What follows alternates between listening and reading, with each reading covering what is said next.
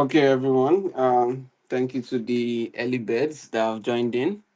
Um, Welcome to the third episode of the Glyn Space. And tonight we are joined by Skye, and she'll be talking to us about building a creative business that actually works. Um, so, welcome, Skye.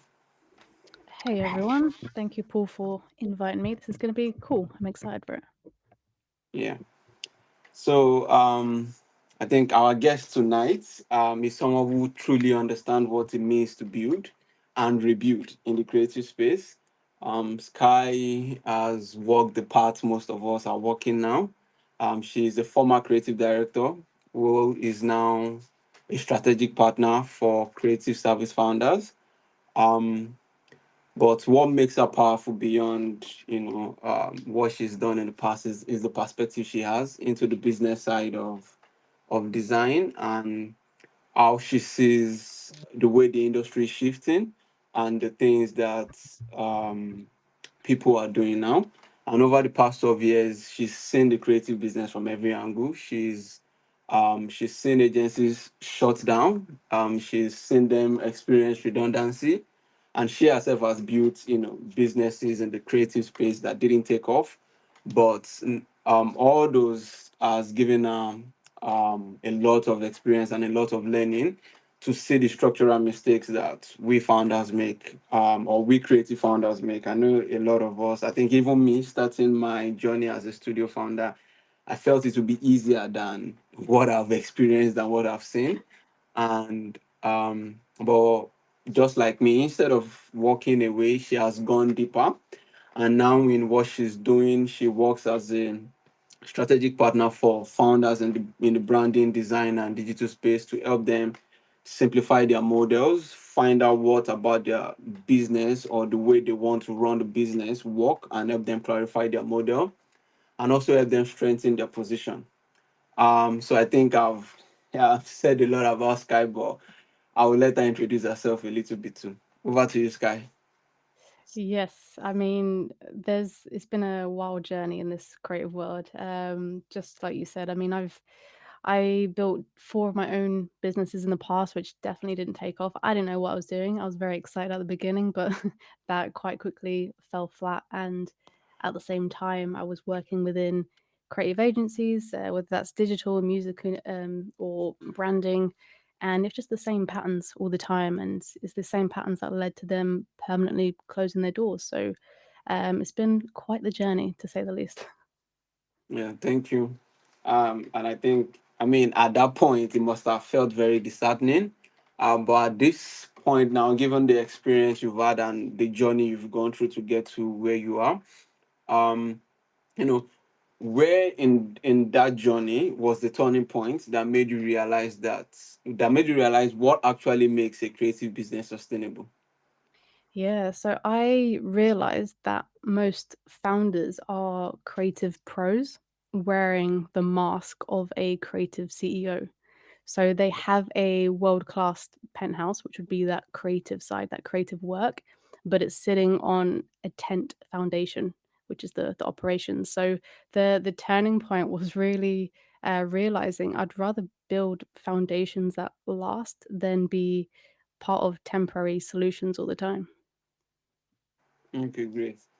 Good you mentioned the mask because Yes. I think that's something I have had to wear. I think growing up, I never saw myself as a founder or a boss or a CEO, right? I've Yes. always felt like independent, but not in the way of running my own business and Mhm. employing other people. And I think that has been the biggest shift in thinking and perspective for me in this journey, whereby I think for the longest time, and even till now, I don't want the business to take me away from design, if that Yeah. makes sense. Yeah. But every day I find myself doing a lot of admin or Mhm. leader related roles or thinking, and I'm like, okay, this is a lot of work. This is more than I've bargained for.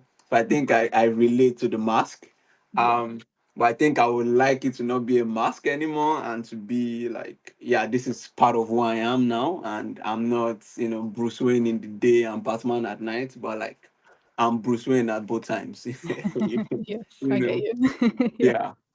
yeah. So, looking back at the agencies you've probably worked with or others you've seen from afar, and your own early ventures, what were the common threads in those that didn't work and why they didn't work? Yeah, well, you've touched on like one of the big reasons as well, and most founders, most creative founders, they wake up every Monday morning wondering what they actually need to do. So when I closed my fourth business, that was definitely me too. And we tend to hide in staying busy, which means adding new services, over delivering to people please, or endlessly refining the website while waiting for the perfect moment to approach potential new clients. And that's not growth, that's just distraction. And which is tough love, but I've mentioned that to many founders, and it definitely hits home, and it's that kind of penny drop moment. And I've noticed that the agencies that close, they're the ones that lose sight of what those high impact non-negotiable things are that they need to do every single week. Otherwise you're just decorating a house that's already on fire. Yeah. Okay. So you mentioned the high impact things they need to do every week. What would you say those things are? So a lot of the time it would be sales. So be make sure that you're doing the sales, and it's tracking your sales. It's making sure that your model is within alignment of to what you are delivering, but also your big vision of what you're creating. So it's keeping track of what you're doing every single week rather than getting distracted in the more creative, busy work side. So tracking, that is the a big word, a big theme that I would love to make sure everyone has basically just plant that seed in everyone's mind who's listening. Yeah. Yeah, I think last week the buzzword we had, or the most recurring word we had, was accessibility. So I think Yes. this week's one is going to be tracking, Yes. and that is great. I think that was also one realization I had early on, and I still struggle with sales a bit, Hmm. but I think one of the biggest things I told myself early on, I can't move like a freelancer Yeah. while running a studio. All Yeah. right. I think 100%. for most times as a freelancer, I'm mostly posting my work online and Mhm. expecting people to find it, people to love it, people to want it, people to be able to pay for it. There are so many variables that are outside of my control in Mhm. that funnel, right? Yeah. But like I knew that if I was waiting for the clients to come to me, I probably would not make it. And the biggest thing I needed to do was to go to clients themselves, right? Yes. Try 100%. to try to meet them where they are. If it's through cold emailing, if it's through warming on the timeline and stuff like that. Yeah. I mean, I've tried all of this to varying degrees of success, but um, you made mention of something earlier when you were talking about if the model they were working with was right for them. Hmm. Um, but I think over the past few years, I've seen firsthand how the different models in the design space have started shifting. Hmm. Before we had these traditional agencies, and it was like that was the go-to way to run a creative business. But Yeah. now we've seen, people productize design. Hmm. We've seen people run brand sprints and all these other models. So when did you realize that the traditional agency model might not be the only or best path for creative founders? Yeah, this was actually a big moment in my life, my career, because it was when I looked at these successful agencies with the fancy offices and the 30 plus staff and realized that the founders were more stressed and had less take home pay than a specialized freelancer. And the traditional model is built on overhead and volume. You're constantly chasing and feeding a beast that never gets full. And I realized that big doesn't mean safe.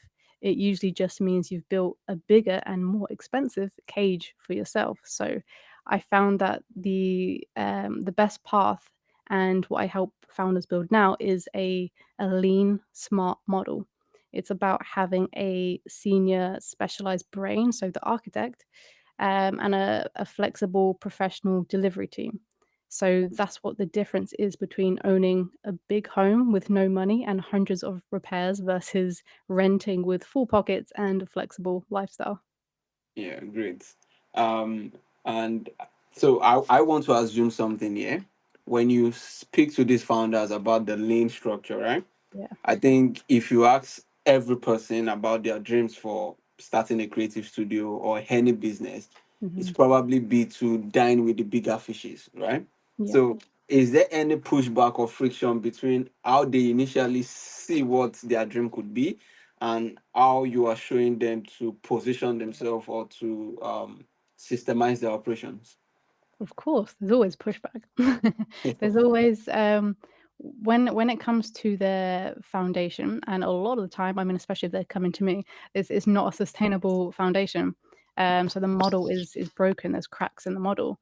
And when I first mentioned that to them, the big pushback is, but I don't want to change my vision. I don't want to, change full stop, or fear of that creative side being altered in some way that doesn't align to them.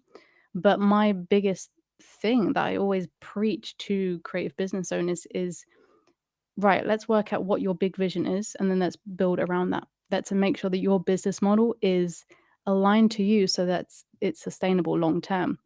And that's when the pushback is less pushback, and it's more, oh, okay, let's see how we can do that then. Okay, great, great, great. So why do you think so many talented creatives, I think you mentioned it earlier, where a lot of people are good at what they do, but they Mm. struggle with the business side? Why do you think that is? Yeah, this is a big one, and I'm very passionate about like this topic, this question, because our minds, so our creative minds, aren't built for the corporate talk that's been pushed for decades. True. A creative CEO builds differently than an accountant or a HR specialist. So we're wired for authenticity, like I mentioned before, it has to be within our model. So we're wired for authenticity. It has to be within our sales, our marketing, and our offers. It's in everything that we touch. And the moment a business model feels salesy or forced, then we attract. And it's because it feels like it's an attack on our vision and on our values, isn't it? And Yeah. the struggle isn't that creatives are bad at business. It's not that at all. It's that we've been trying to build what's in our blood using a corporate blueprint that doesn't fit our creative character. Yeah, great. I think I relate a lot to what you said. Yeah. Think to even make myself think outside of the traditional business way, and I still feel like Mhm. I still struggle with it. I wouldn't say I'm Yeah. 100% out of the cage like you've been mentioning since, but like I know it's been a huge mental shift and a huge Yeah. perspective shift to Yes. see myself from like, oh, this is the way I should do this, and actually, this is the way this should be done. All right. Mhm. And it's always been a big toggle between what I want and how it should be. And this is not about good or bad practices in running a business, but really, it's like, what you think is going to work in your head doesn't translate to reality. Mhm. And you will probably do what you think, and you are going to struggle. You will think, I've done so much work to achieve this, and why is there no result? Right. I Mhm. think in the first 6 months of this, that has been my question. You Yeah. understand? Like, okay, Yeah. I've done this, I've done this, I've done this. I'm expecting to see this level of result, but I'm saying next to nothing. Mhm. Um, so what would you like? What does a sustainable business model actually look like for a creative business? How do you define that? It's about predictability and profit without burning out and losing your mind. Yeah. So to me, sustainability isn't just about staying open or saying yes to every opportunity that comes your way. It's about building a business that can survive without you being the only driver in the front seat. Mm, It's a model where your income is predictable, your boundaries and margins are protected, and you have the flow state space to actually be creative. If you can't take a 2-week holiday without the business crumbling, then you don't have a sustainable model. You have more of a high stakes job.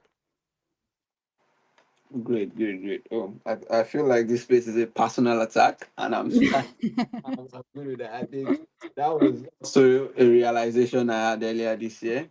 I knew I needed to build with people at some Yeah. point, but I also felt like I needed to build it to that point where I Mhm. could build with people, right? Yeah. Yeah. But I know for a fact that from my point of view, I need to work on the marketing side. I need to work on the sales side. I need Mhm. to put out more work. I need to drop case studies. I need to shoot content. I need to. And then I'm overwhelmed with so many things I need to do. Yeah. And, my girlfriend has asked me to, what can she do for me? I don't know.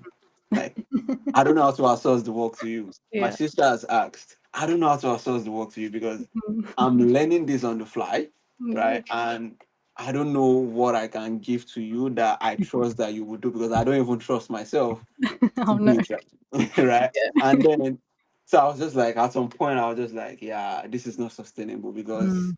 once I'm unable to do something, it stays stagnant, right? Yeah. And while I'm doing other things, but not doing that thing, which probably is more important to the long form of, I think one of them is I've wanted to try ads from the beginning because I'm like, I've never really Cool. seen creative studios run ads, right? Yeah. I think I went on Facebook Marketplace, search for studios to just see what kind of ads they put out. I didn't see anything.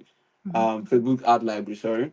And I was like, okay, I need to run ads. Maybe this is a point of view people are not looking at that may actually work. Let me try it out. That Yeah. was 6 months ago. I've still not done it. And, you know, it's because, oh, there's this project. I need to please this client. So let me, work on this project, finish the work, and then jump on this. But by the time Mhm. I'm done with the project, now there are so many things in the pipeline that I've left all this while, right? That I need to get to before I can have the time to go run and hard. And I'm just Yeah. like, right. Yeah. So I'm busy doing a lot of things, Mhm. but they are helping me in the short term. But in the long term sustainability of the business, I'm struggling with that, right? Yes. Yeah. And I felt like, yeah, I needed to open myself more up to people. So, I've been able to get some people to join me along the journey, and it's been making the work, easier to be able to focus on certain things and delegate, Good. um, other certain things. But yeah, I think I relate a lot to what you said about the sustainability. I Mhm. think so. Let me ask you a question on profit because you mentioned profit, right? And for for most creatives who struggle to define what the cost of doing business is for them, right? So you could take on a project, for instance, which is like, let's say, $10,000. Mhm. Um, how would that business calculate the cost of working on the project versus the profit they earn on that project? So would that be walk me through that process on your side. So, what would ideally the scope of that project be? So we need to get clear on exactly what is the scope of that, what's the timeline of that, what Okay, so is let's the say it's yeah, a go for it. visual identity project where you work on the brand foundation, you work on the strategy, the brand foundations, the brand guidelines, probably throwing in a website design there, and it's a 6-week project Mhm. for $10,000. Okay. Yeah. Run me through the question again. Yeah. So in this scenario, Yeah. how does the business calculate the cost of working on the project versus the profit they made on the project? So Mm. this would also include probably paying anyone who you bring on as a collaborator or a full-time Yeah. staff on the project, right? Yeah. Yeah. So with this, like profitable means breathing space. So we want to make sure that the project that you're taking on, the service that you're providing, it is providing that breathing space so you can deliver that quality work. Yeah. Okay, so it means that you're making enough to invest in the experts and the systems that give you your time back Yeah. to help implement even more quality into the deliverables. So you can actually work on the business, on the project, rather than being stuck in it and being buried in it. So Yes. for a healthy agency with that kind of room to move, you should be aiming for 20 to 30% margins after you've paid yourself. That's the difference between just surviving and actually building a sustainable, profitable asset. Great, great. Yeah, I think that's very relatable. Mm, So to anyone in the audience who is listening, you know, you need to give yourself that breathing space as a business. yeah, And I think most importantly, especially if you're running a lean system, pay yourself, but ensure your company has its own, you know, cash, right? So don't pay yourself or don't put all the money into the company itself. yeah. You need to find a good balance between both. Don't embezzle the money too. Uh, so can you walk us through the most common business models you see creatives using nowadays?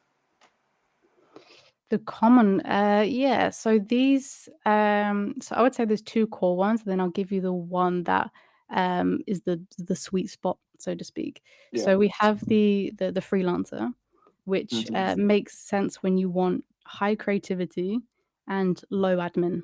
But the risk is you hit a time ceiling. Your time is very, very capped on that. And then we have the boutique agency, which makes sense when you want to solve bigger problems. The risk of that is high overhead and a people management debt. And then we have the sweet spot, which is the productized, the lean model. And with this, you sell your brain, you sell your systems rather than your hours and your time. And this makes sense when you want to leverage your impact without increasing stress. Yeah. Okay, great. So for this kind of for these models, so how easy would it be for creative to move from one model to another, or even know the time to evolve from one model to Mm, another? Because when you say the sweet spot and you're selling your brain, I think you need some certain level of expertise to be able to reach that point, right? of course, I yeah. don't think you can do that as a junior Mhm. and say, you are selling your expertise in that Mm. manner, right? So when do you know it's a good time to evolve from one model to another, or and can you easily move between models? Easy is a slick word, but it's more. It's funny because I've gone into established businesses, established agencies where the founder has got a team of 10, and they're still working like a freelancer. So I love this question because it's an important one. So, you know when it's time to evolve when success feels like a punishment. So if winning a new client, a new project makes you feel anxious instead of excited because you don't know how to deliver it, then your model is broken. So when you're constantly busy, but the bank account stays flat, or when you've become a manager of people rather than the CEO of the model of growth, that's the signal that you've outgrown your current framework and need to move into a more leveraged model. So think of it like this: you can't grow a family of five in a one bed apartment. That's the analogy that I'll let you sit with. I think you can do that from this side of the world. Maybe, You maybe.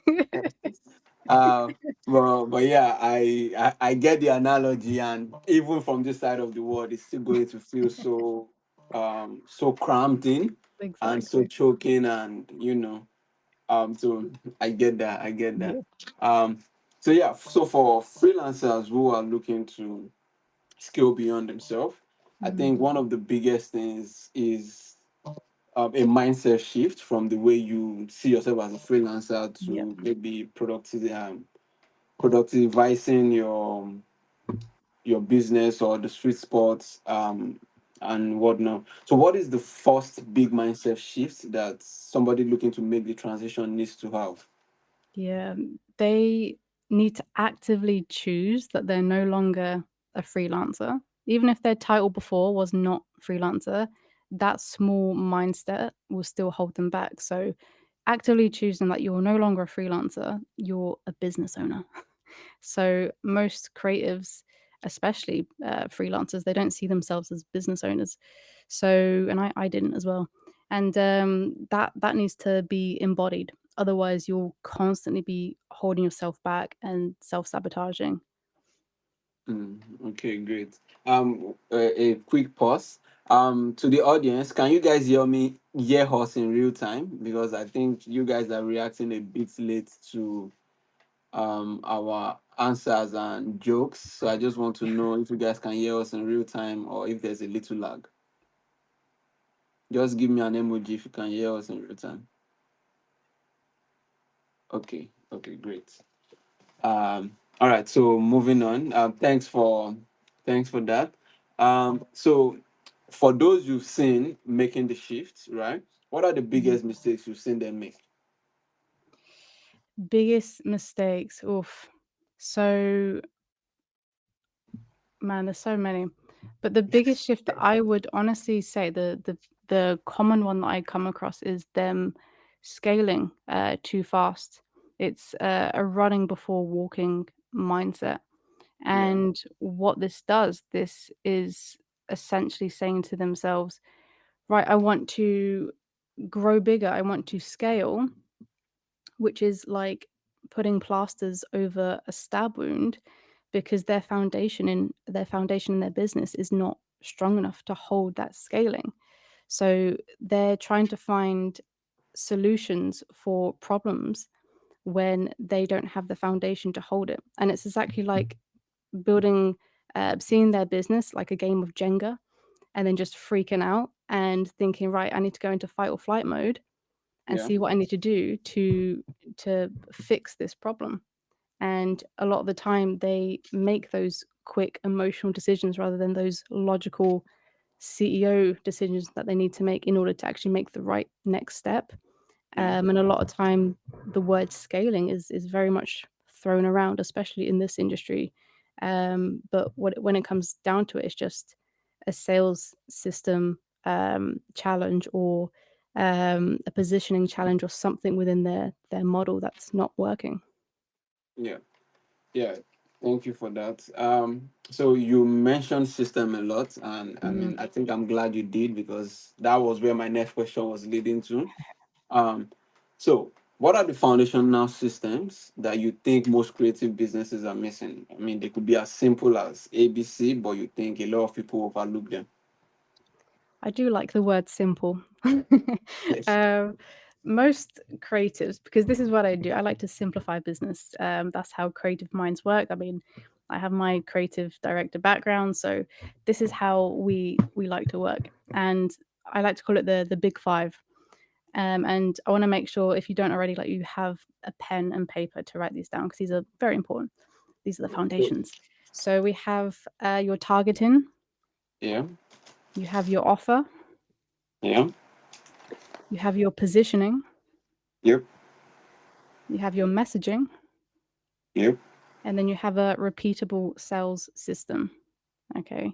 But you don't build those in one go, you build them through conversations. So I tell creative founders starting out, or if they're reworking their model, to talk to as many ideal clients as possible, whether that's past clients or completely cold outreach. It Okay. just it's just sales and pipeline building disguised as market research. If you aren't talking to the market, then you're just building a business with a blindfold on. So those are your core five, the big five. Can you repeat that again for the audience so they can grab that once again? Sure. So we got targeting, Mhm. you have your offer, your positioning, your messaging, and the big one that makes you money is the repeatable sales system. Okay, great. So for the in simple, maybe two sentences per definition, can Mhm. you explain those five key points for the audience? So Yes. targeting, what does it mean? So targeting is your audience. Like, who do you want to work with? Yeah. Your ideal client avatar, your avatar profile. I always like to say this as like, who's the dream person that you want to work with, and that doesn't just mean their job title. It also means their character, their values. Make sure that they align with you. So these are the people that you would love to work with, and they respect you. And then you have your offer. So this could be building a website for them. It could be um, strategy systems. It could be whatever that might be, but it's making sure that your price point is very much reflecting your value and your scope is very much reflecting your boundaries. Okay. Yeah. And then we have your positioning.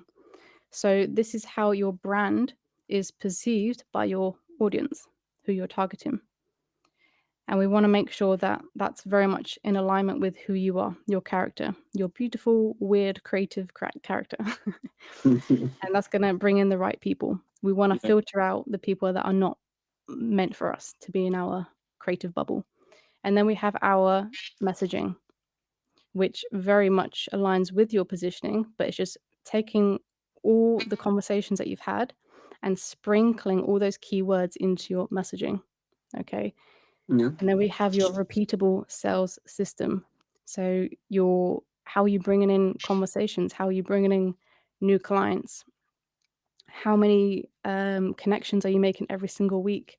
These are part of your non-negotiables that you need to do every single week. So, say for example, you're reaching out to 100 of your target audience every single week. Without a doubt, you're gonna reach them. That's your non-negotiables. Out of those 100, how many are coming back to you, responding? How many of those turn into a call? How many of those turn into a client? So it's tracking those. So those elements is what creates your predictable, sustainable, creative business model. Easy, right? Yeah. Easy. Easy.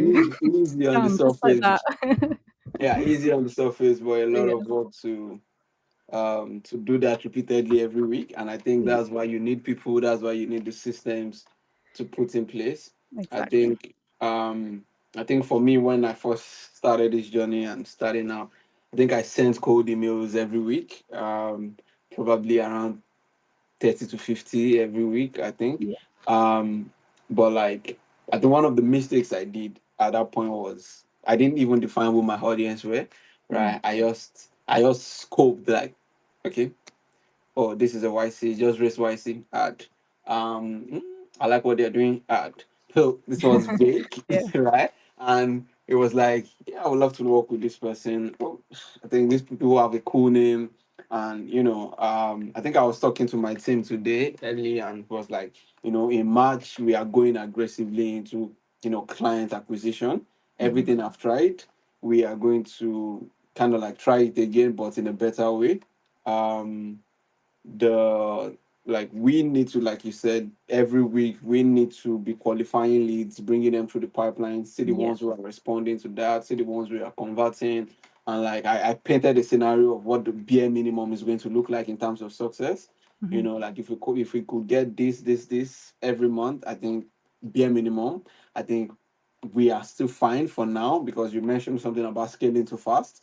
And I think that's something I don't want to overwhelm myself with. I think I need to let the studio naturally grow to that point where we could do more, maybe hire more or take on more projects, rather than force myself to like, oh, I Yeah. have this financial goal, so let me just, because again, I know myself, I can multitask on projects, but then some will suffer, Yeah. right? Yeah. Um, and even if I bring people on board to work on it, there's so much I can do when I'm leading 4 or 5 projects at the same time.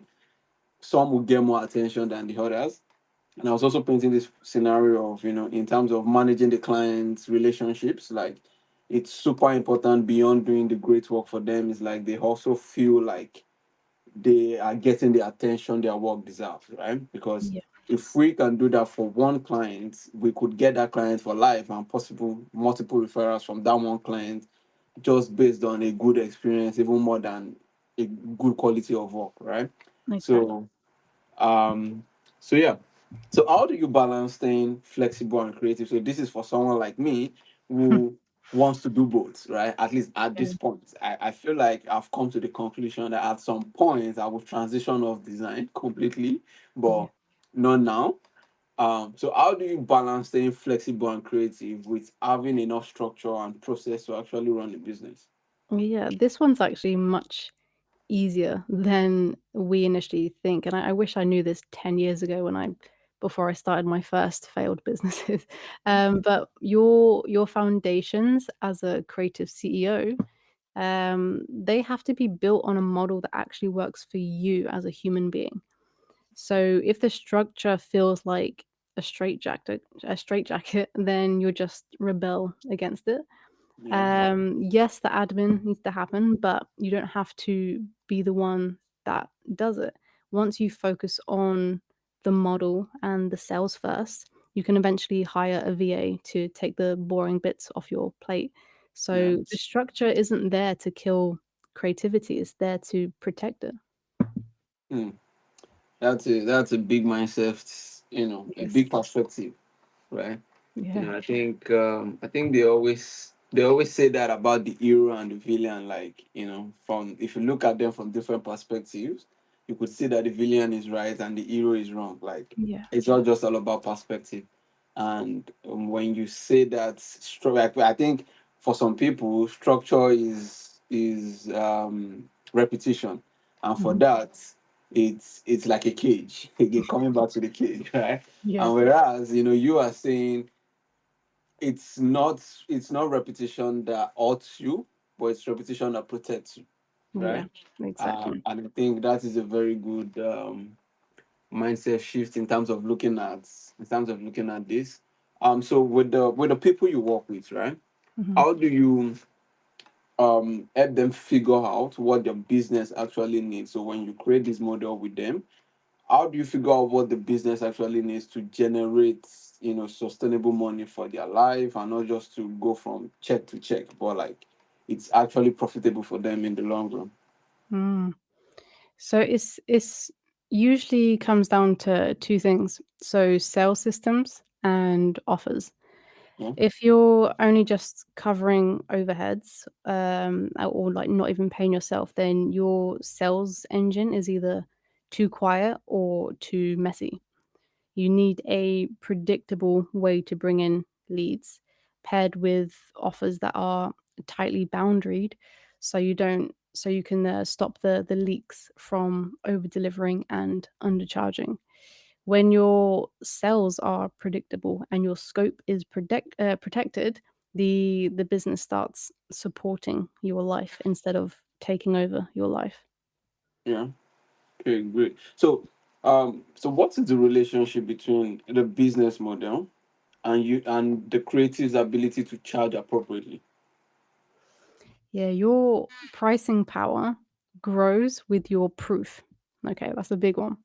Yeah. If you haven't sold an offer yet, that's fine. Everyone doesn't sell something at the beginning. You're just building the proof of concept. All right. Yeah. But as you take on clients and your delivery gets sharper, your value it skyrockets. So the Yeah. moment that your capacity is maxed out and people are queuing up, that's your signal. That's when you charge 3 to 5 times more and move from being a service provider to a high value creative partner. Mm, great, great. Okay. So thank you. Of course.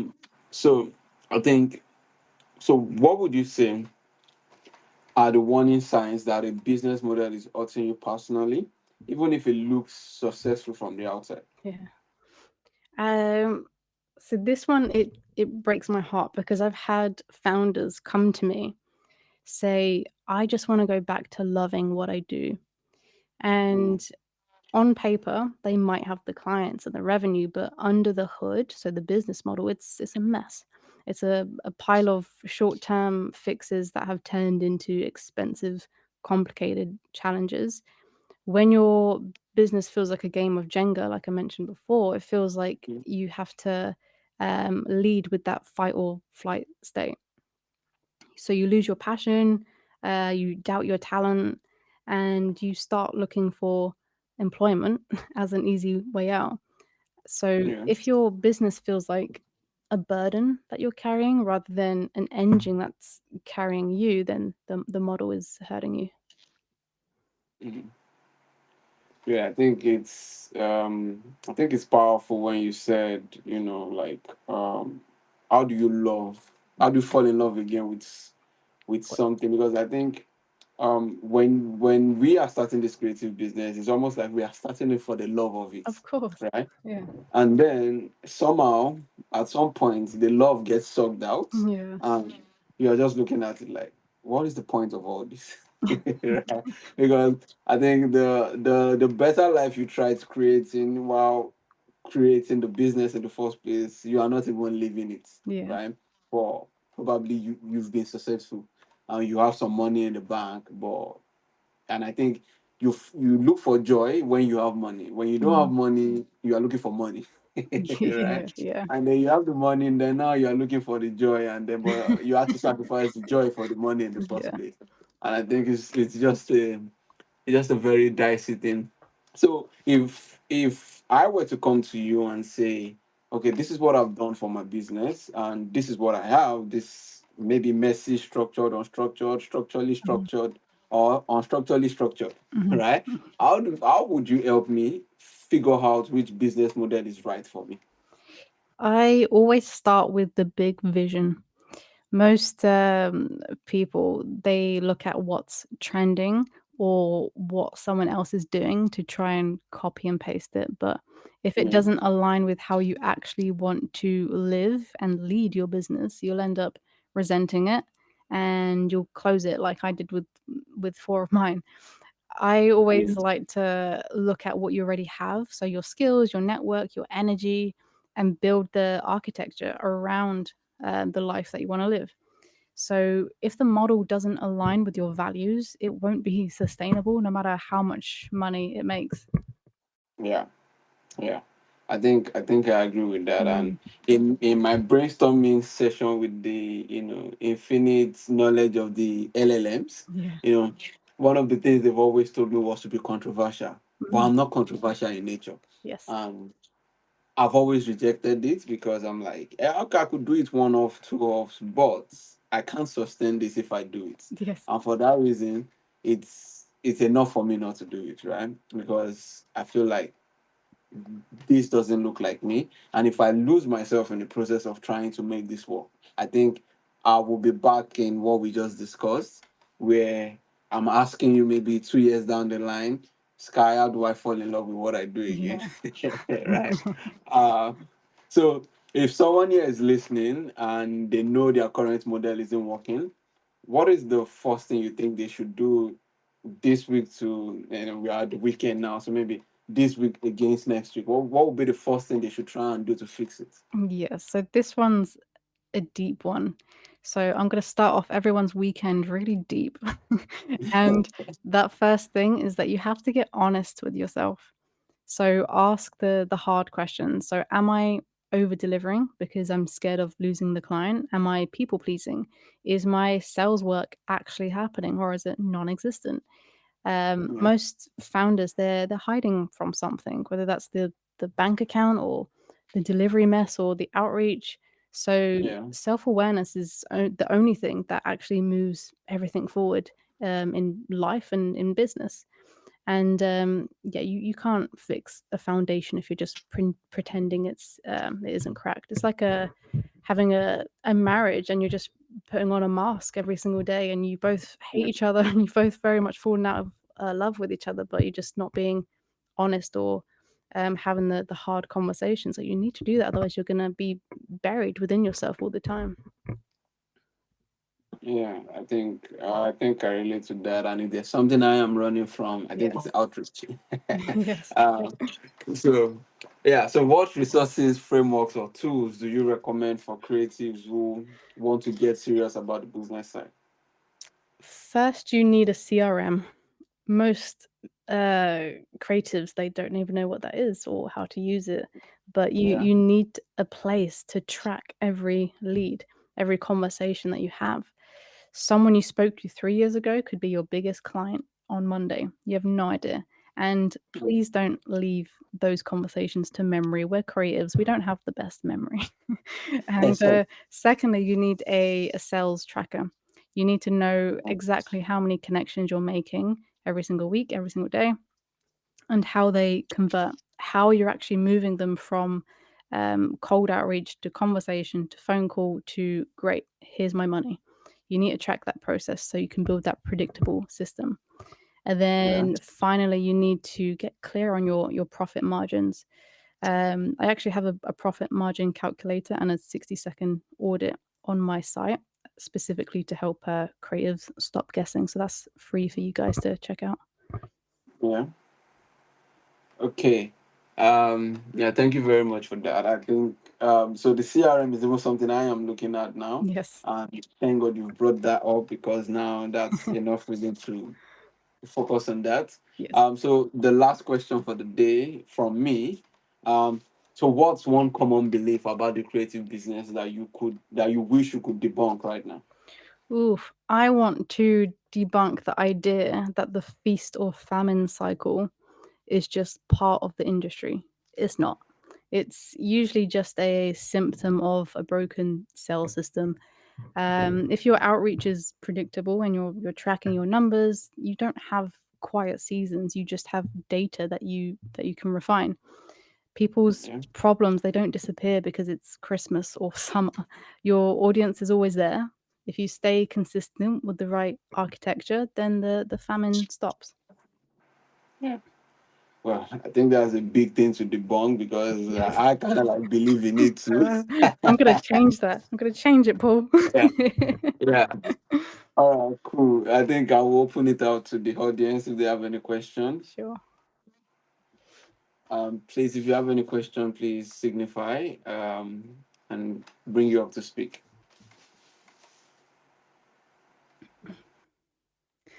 I love these kind of conversations. Just in that flow state, just talking Yeah. about the thing that we love. That's how creatives work best. Does anybody have any question? Okay.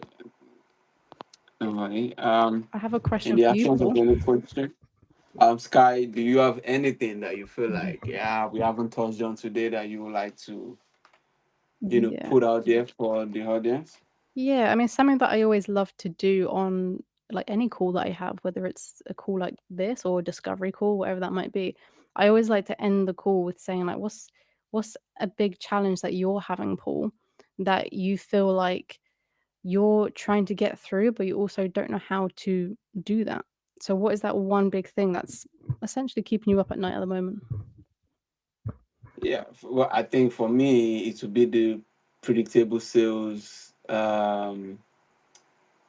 This the predictable sales funnel. Yes. I think um, you know we I think I have struggled with that a lot, and I feel like that's something that I am willing and probably 1,000% ready to solve. You know, Yeah. to build that pipeline and to build that consistency around it because I think I would love the predictability of knowing you know what's happening around my network, around the people I'm trying to reach out to, what work is on the horizon, and what work are we, I think if I get that, I feel like the onus is on me to close the deal with the clients. Mhm. But like, bringing them in, bringing the leads in, I think that is like the biggest challenge for me. Yeah. Yeah. See, isn't it funny that we go into those challenges and we think, oh, it's a excuse me, it's a strategy problem. Like, how do I fix this strategy? How do I make sure I do this thing every day? But when it comes down to Yeah. it, it's a mindset problem. So if we can just change our mindset, obviously we're human beings. It's not as easy as that. But if we switch into the mindset of I'm a business owner, I'm not just a freelancer, I'm not just winging it. Like this is my agency, this is my studio, this is my business. I'm gonna Yeah. make things happen. It's getting into that mindset of being a creative CEO and lead with that every single morning. Every time you have your first sip of coffee or tea in the morning, you say, "Right, I'm a CEO. Let's do CEO things today." And you just go into sales and do your thing. And for me, honestly, I don't like the word sales. I hate using it. And when I started changing it to conversations, just let me just have conversations with people that I can help. It changes the way that we approach it with less pressure and anxiety. Yeah. Yeah, I think that makes a lot of sense. Yeah. Um, and I think I'll probably reach out to you for us to look at a way where you could help me with, what I'm struggling with and how we could solve that. So I think Of I course. would love to explore that and see the results at the end. 100%. You're Um, my perfect avatar, Paul. I hope I can control all four elements. Um, yeah. Does anybody have any question? Any question? We still have about 5 minutes before we close this out. So if you have any question, please now is the time. Um, but yeah, you can follow Sky on X. I think if you not call it Twitter, X. On Instagram and LinkedIn. Um I think she's more online on those two platforms. Yeah. So you can look for her, Skye Antoniou. I hope I pronounce your name right. That was perfect. Do you know how many people say it wrong and you've said it perfectly? So thank you. Oh wow. You're welcome. So yeah, you can follow her on LinkedIn and on Instagram. Roots has a question, so let's make him grow up. Yeah, Roots.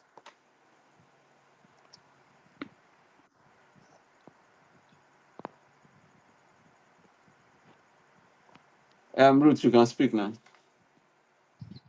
Oh, okay. Um, Good evening, everybody. Good evening. Um, Hey, I've been on the space for well, I've been off and on. I've been on the space, but I've been attending to some other things. And I also like to ask this quick question before I go. go for it. Um, if you're just starting out, like you're still learning, Mhm, what's the best path to take? Because I've seen a lot of things online. Even people that are saying that you no longer need Figma to design again. mhm. People that are saying AI for everything, AI everywhere. I'm just so confused. So, what's the best path to take when you're learning and you want to just become good at the design before you start building a career and a business from it? Yeah. Well, remember when I mentioned in one of the questions the power of authenticity. That's a big word, and it's same the same goes with your question. We need to always make sure that how we're approaching um, building a business model, something that's going to bring us money. What we all want to make money from the creative thing that we do. The best way to do that is making sure that firstly we're blocking out the noise of what's going on with AI. AI is going to be there. It's going to get better and better, whether we like it or not. So we want to make sure that what we're building is based on something that we love to do, something that we can firstly do in our sleep. Like imagine making money from something that you can do with your eyes closed. That's pretty cool. And it's making sure it's something that you know that right, if I do this thing, if I put my time, my energy, my blood, sweat and tears into this thing, I know I can turn into something. Is having that confidence within yourself because you believe in yourself and that thing so much. So I would say go away this weekend with really digging into who you are as your creative character and what that thing is that you want to deliver every single day to people that you love to help. Thank you. You're welcome. That's a good question. Yeah, yeah, thank you, Sky. Does anybody have any other question?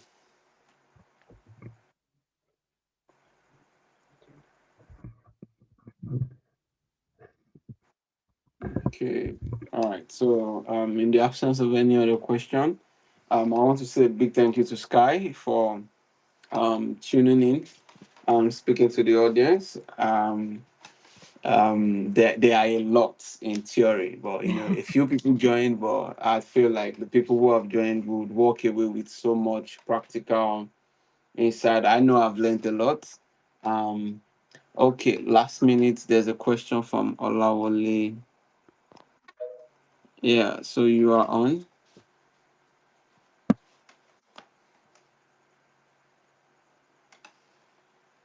Yeah, Olawole, you can speak now. All right. So my question is that do you move from a freelancer to a studio now when you have, should I say, a considerably, um, should I say, large number of clients to be able to say, okay, I have to scale and become a studio. I can't, become a freelancer now. Or there is a particular, probably maybe, should I say, amount coming in that you have to consider to say, okay, I have to become a studio owner, or you have to have every system in place to say, okay, I have to transition to a studio owner. So that's basically my question. Okay, So great. Sky, do you want to take that? I think you should request to be a speaker so you can answer if you want. Sky, I hope you can hear me.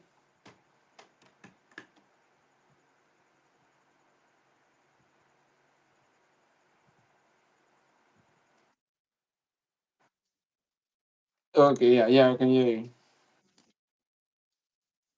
Oh, That's my fault. I was actually just about to DM one to one to answer the question as well. So, oh, um, glad that we're back on. All good. But honestly, no, you don't need to like do anything crazy to transition from freelancer to studio. It's more so making sure, firstly, like I mentioned in the conversation with Paul, that you are embodying that you are a CEO, a studio CEO, and it's making sure this is the main difference between a freelancer and a studio agency established business, is making sure that your scope, so meaning your offer, what's inside of that offer, it has a very clear contract of what you will deliver, what you will not deliver, how long it takes to deliver. So it's that CEO mindset, and making sure that you're providing that premium quality service, and having that embodiment of, right, I'm not a freelancer anymore, moving away from that. And as I grow the business, as I build the business model, you're taking your time to implement those systems. You don't have to do everything in one go. It's just build the business model as you go, and just make sure you have your sales system in place. You're refining your positioning to make sure it's studio quality rather than freelancer quality, and everything else will click into place as long as you're tracking and you're refining as you go. yeah. Thank you for that. okay, thank you. I think to add to that, I think, and that's our last point, the refining. I feel like if you try to get ready before you start, you will never start. And the journey is gradual. You, even if you have the best minds, you will still make mistakes. You will figure some things out. You would assume this is something that is going to work, and then along the line you feel like, yeah, part of it is working but not all of it is working, so you have to iterate that. So but if you want to make the shift, and I think it's also one of the things Sky touched on, it's a big mindset shift from seeing yourself as a freelancer to seeing yourself as a CEO Yeah. in Sky's world. I think she's very intentional about not just calling you a creative founder, Mm-hmm. and instead a CEO, to move from a freelancer to a CEO and not even just a creative founder, because you need that mindset shift, and that is what helps you know that you need system in place in the first place. It's what helps you know that, okay, I need an outside a person versed in this um field to guide me through this thing. But again, it's incremental. You don't need to put all the systems in place before you start. I think the biggest thing you need is even to get clients in the first place. All right.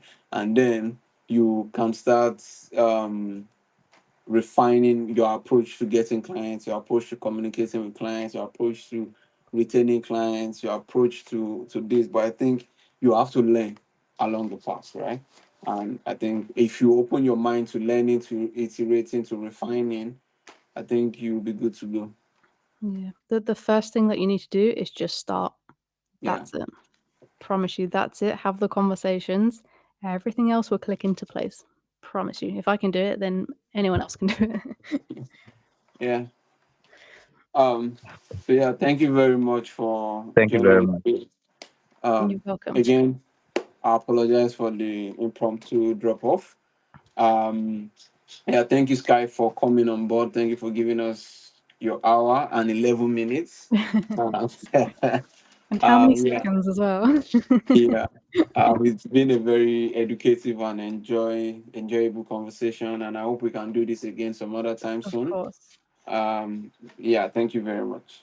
Yeah, of course. I'll And see have you an amazing guys. weekend. Yeah, you too. I'll see you guys soon enough. Another time. Bye, Yeah. everyone. Bye.